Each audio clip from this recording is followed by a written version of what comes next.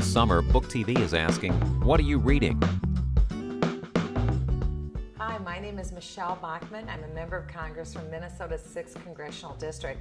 I have two great books that I'm working on right now for this summer, in the early summer, and I'll switch and do something a little bit later. But the first book is by Dr. Mark Levin. He's a constitutional scholar. It's called Liberty and Tyranny. It's been on the New York Times bestseller list for 9 out of the last 10 weeks. It's now sold over 1 million copies, and it's essentially a treatise on why conservatives believe what they believe. He goes through a number of different issues. It's a fabulous book. I've read it once, highlighted it.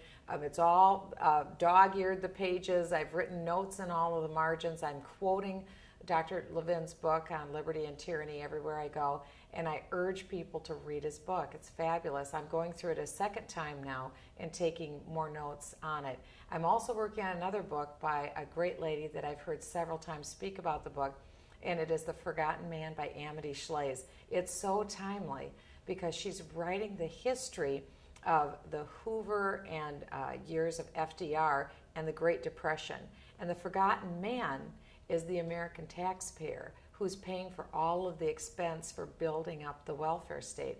And so it's a fascinating story to see how the American economy is taking a real parallel today in 2009 with the same course, you might say, of action that was taken back in the Great Depression.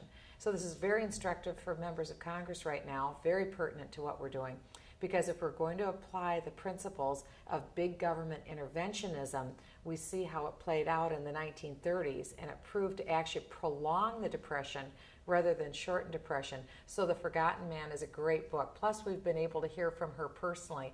We had Dr. Mark Levin here last summer. He was speaking at a luncheon, and he had not yet written Liberty and Tyranny, but since his book, Liberty and Tyranny, there has been so much excitement in Washington about that book, and I am hopeful that Dr. Levin will come back and allow us to be able to hear from him personally. But that's the number one book that I'm encouraging all Americans to read, Liberty and Tyranny, and also Amity Shlaes, The Forgotten Man.